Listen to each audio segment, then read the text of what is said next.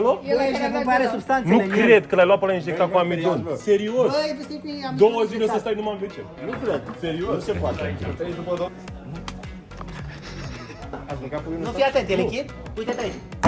Stai mă că nu sare. Uite cum joacă musculatura ta. Ia pleacă, hai. Dar nu ți-ar fi rușine. Vezi că ai uitat-o pe nevastă ta, scârbă. Este ceasul 1 după amiaza și nu am mâncat absolut nimic. Am dat 4 fiole de sânge și mie că nici măcar nu mai ajung la mașină pentru că m-a luat o amețeală de nu mai pot. Dar să vedem care este problema mea. De ce am bubițe pe corp, firar mama lor de bube. Uite cum joacă musculatura pe trup. Haideți să vă explic de ce am mers la spital și de ce a trebuit să îmi fac analizele. De când m-am întors în Dominicană, îmi ies niște bubițe pe corp, de vreo lună și ceva de zile, doar că nu știu din ce cauză. Mi-am dat seama că din cauza bananelor și posibil din cauza ouălor. O să vă arăt puțin pe aici, pe sus, în stânga și dreapta, cum se văd bubele astea absolut oribile, apar și dispar.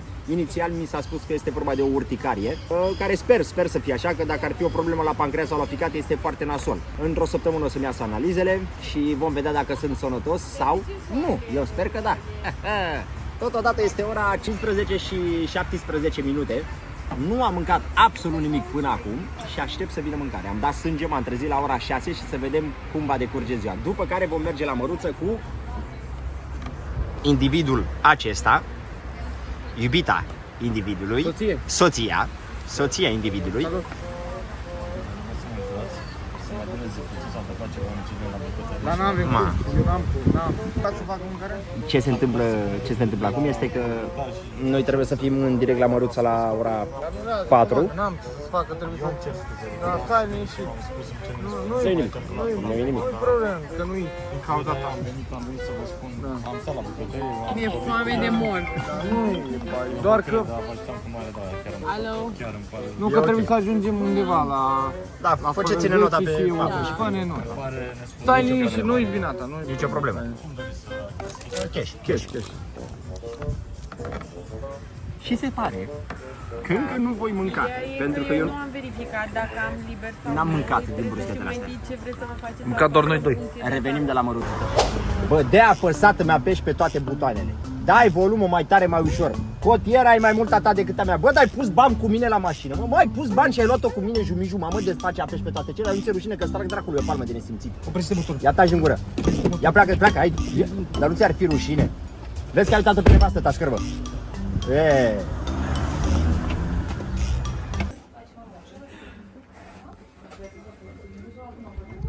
Băi, credeți că degeaba am venit aici.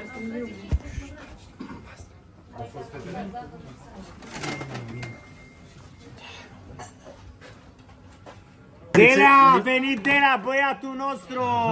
Trăiască fratele nostru Delea! Voiam să vă spun Trăiască berea, nu trăiască că o să lipsește o bucățică de pui. Că lipsește o bucățică de pui. Nu e nicio problemă, stai liniștit, ăla e de la experimente cu hormoni. Ăla era injectat pentru Ăla de acolo? Da, ai luat de acolo? Ăla de acolo? Băi, nu mai are substanțele. Nu cred că l-ai luat pe la injectat cu amidon. Serios? Băi, vezi că e 2 zile o să stai numai în WC. Nu cred. Serios? Nu se poate. Nu cred că ai luat aia. Bă, dar cum să-i Bă, nu mai întrebi ăștia, bă, uite-te aia aici. Bă, dar eu nu mai am acum. Băi, din puiul ăla care... Din pula de acolo Alex, e ok. E comestibil. ăla pe care l-am adus Nu ai eu. cum n-ai văzut ce e în aia? Băi, unde e că nu mai văd unde Bă, e? fii atent, n-ai văzut asta? Băi, tu ești nebun, n-ai văzut asta? Uite-te un pic aici. Fii atent, stai un pic. Să-ți arăt ceva, e lichid aici? Da? Ați băgat puiul Nu, ăsta? fii atent, e lichid? Uite-te aici. Stai mă că nu sare. Băi, ce bun. Bă, uite-te aici și când îl scoți, ia uite-l. Și acum cum se face direct. Mă, lipidul ca lipidul puiul ăsta. Păi are din asta, băgați el experiment.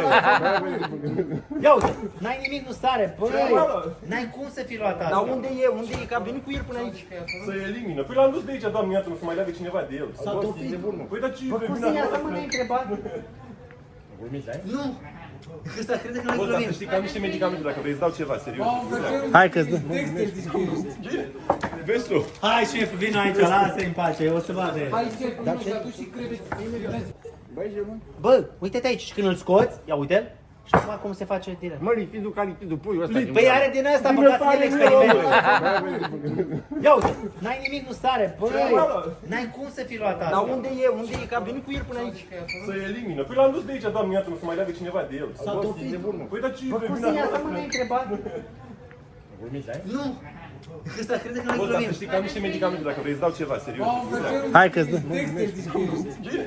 Vezi tu? Hai, șef, vino aici, lasă-i în pace, o să vadă el. Uite-l unde e. Să te ștergi aici.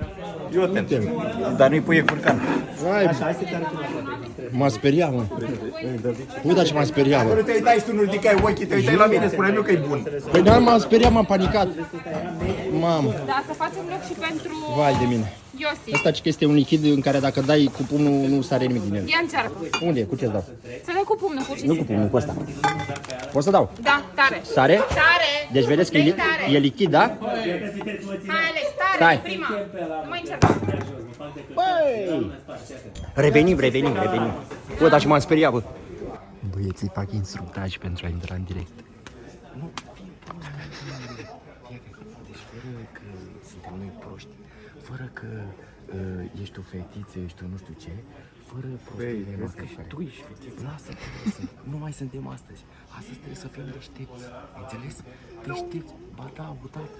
Știu că e greu. Odată, te rog, odată, gândește.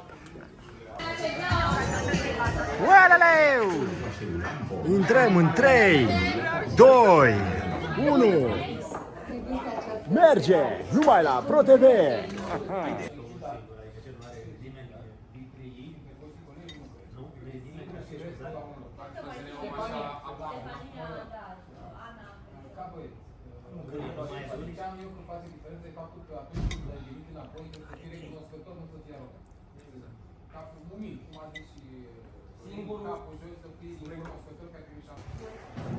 Haideți să vă arăt cum este intrarea din spate în platou. Deci frumos. Tic, tic, tic, tic, tic, tic. Invitatul așteaptă aici. Și când este invitat înăuntru, se deschide ușa și se purcede, sigur că da.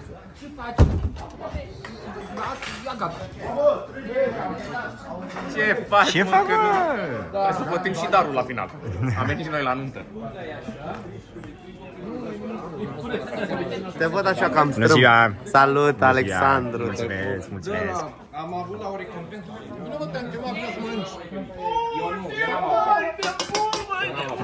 Creveți? Nu pot.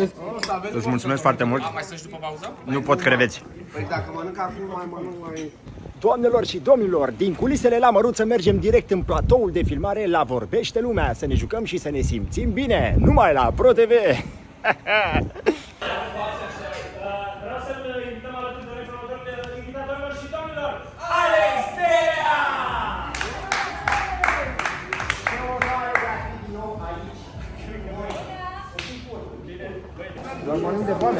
E bun, Bun? e foarte bun, dar mie mi-e și foame. Și ce credeți? Astăzi tot ce vedeți pe masă este pe bază de ou și eu cred că nu pot mânca ouă, din păcate. Dar pot mânca acest asta. E sigur? Sunt foarte simplu.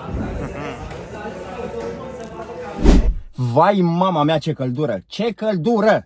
Gata și cu ziua de astăzi, tocmai ce am fost să iau niște tricouri de la curierat și voiam să vă întreb, cam ce ați vrea să vedeți voi la mine pe vlog? Cam ce nebunii ați vrea să fac? Pe unde să merg? Cu cine să mă văd? Pentru că eu oricum o să mă filmez aproape zilnic, pe unde merg, ce fac, o să pun aici pe YouTube pentru că îmi place, o să mă cunoașteți mai bine totodată, pentru că pe Instagram, pe TikTok, apropo, TikTok-ul încă nu l-am rezolvat, ne rezumăm doar la Instagram. Pe Instagram mă vedeți, dar nu în totalitate, nu mă puteți cunoaște așa cum sunt eu cu adevărat. Așa că tu, cel care te uiți sau cea care te uiți la mine în momentul acesta, nu mai pot de cald. Abonează-te, nu e ca și când tu voiai să te abonezi și ai uitat și eu ți-aduc aminte, ca și când în caz că ai uitat să te abonezi. Abonează-te, bă, tată, și dacă ai uitat și dacă nu ai uitat, abonează-te la mine. Ne vedem în următorul vlog.